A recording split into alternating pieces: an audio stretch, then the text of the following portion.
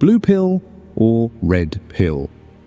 If you choose the red pill, I will show you the truth. I'll show you how deep the rabbit hole goes. Then continue watching this video. If you choose the blue pill, you stay asleep, nothing changes, and you must stop watching this video right now. I'll give you 3 seconds to choose. 3, 2, 1. You've chosen the red pill. Now listen carefully. We spend our lives chasing moments, don't we? Moments of joy, success, love, recognition, and countless others that seem to define the very fabric of our existence. But there's one moment that stands apart, a moment that promises not just a fleeting high, but a complete dissolution of everything you thought you were. That's the moment of self-realization. Imagine, if you will, the shock of realizing that you are not an individual at all. The very concept of individuality, that sacred cow we've all been trained to venerate since childhood, is suddenly exposed as an illusion. It's as if the stage curtain of life is drawn back, revealing that the play you've been starring in was just that, a play with no real substance. This moment is not just a fleeting thought or a philosophical idea, it's a profound shift in consciousness. It's the first and perhaps only truly significant moment in a person's life. It's the moment when the self realizes that it is not the self at all, but something far greater, far more expansive, a consciousness that knows no bounds. The scalding pain of individuality. Before we reach that exalted state, let's be honest, the journey isn't exactly a walk in the park. In fact, it's more like a trek through a desert, with the burning sun of individuality scorching you from within. The idea of being an individual separate from everything and everyone else brings with it a peculiar kind of suffering, a suffering so intense that it can feel like a scalding pain, a relentless inner turmoil that refuses to leave you in peace. We've all felt it, haven't we? That gnawing sense of discontent, the nagging feeling that something is just not right. We try to numb it with distractions, social media, relationships, career achievements, but it never truly goes away. It's as if the very idea of being me is a burden too heavy to carry, a burden that only seems to grow heavier with time. Tell me about your gnawing sense of discontent. Do you perhaps have a good method to deal with it? Write in the comments below. But what if I told you that this pain is not a curse, but a blessing? What if this burning agony is actually the fire of transformation, a fire that consumes the illusion of individuality, leaving behind only the pure essence of who you really are? It's a radical thought, isn't it? That the very thing causing you the most suffering is also the key to your liberation. The vanishing of anxiety. A new dawn, and then, like a sudden, unexpected sunrise, the pain begins to dissipate. The ever-present anxiety, the gloom that once seemed all-pervasive, starts to vanish. What replaces it is not merely a sense of relief, but something far more profound, a state of pure beatitude, pure knowledge, pure consciousness. Imagine waking up one day and realizing that the chains that once bound you have simply fallen away. There is no more fear, no more anger, no more striving or struggling. You are no longer an individual, a separate entity lost in a sea of other separate entities. Instead, you are something infinite, something eternal, a consciousness that encompasses all, that knows no boundaries. And this is not a poetic exaggeration, it's a description of a real experience, an experience that has been shared by sages and mystics throughout history. It's as if you've been carrying around a heavy load your entire life, only to suddenly realize that you can put it down. And when you do, what you find is that you've been free all along. The burden was never real, it was just a figment of your imagination. The withering of desires. The magic spell. Now, let's talk about desires, the tumors of innumerable desires and passions that seem to infest every corner of our lives. They're like weeds in a garden, growing unchecked, choking out everything else. We chase after them, thinking that fulfilling our desires will bring us happiness, but all they do is lead to more desires, more cravings, more dissatisfaction.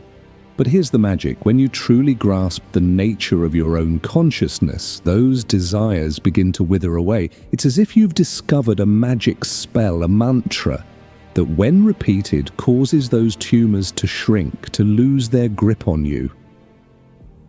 You no longer feel the need to chase after things, to accumulate more and more in a futile attempt to fill the void within. And why would you? When you realize that you are not an individual, that there is nothing to limit your being, then what could you possibly desire? The very concept of desire becomes meaningless in the face of the infinite. You are everything, and everything is you. There is nothing to gain because you already have it all. The bed of bliss, resting in infinite peace. Bliss, what a word. We throw it around so casually, don't we? A blissful vacation, a blissful meal, a blissful moment. But the bliss we're talking about here is something altogether different. It's not a temporary high, not a fleeting emotion that comes and goes. It's a state of being, a bed of bliss on which your very existence now rests. Picture it, a consciousness so vast, so all-encompassing that it knows no bounds. A bliss that is not dependent on external circumstances, but is intrinsic to your very nature.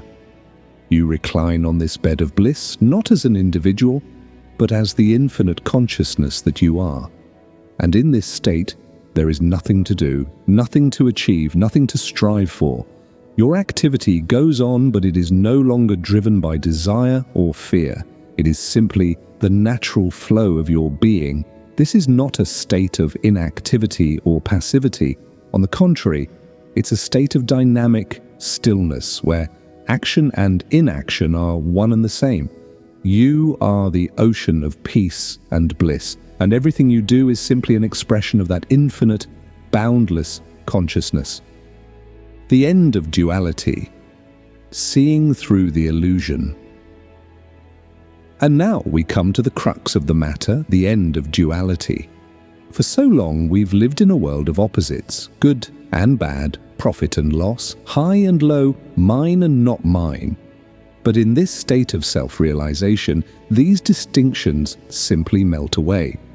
They are seen for what they really are, illusions, projections of the mind, products of the false belief in individuality.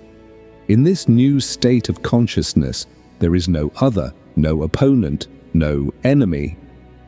There is only the self, the infinite consciousness that is beyond all duality. And in this realization, you find that there is nothing to oppose, nothing to fear, nothing to desire. Everything is part of the same infinite whole, and you are that whole. This is not to say that life becomes a monotonous, featureless existence. On the contrary, life becomes richer, more vibrant, more full of color and beauty. But this richness is no longer tied to the ups and downs of duality. It is a richness that flows from the infinite, a beauty that is intrinsic to your very being. The blossoming of consciousness, the divine expression.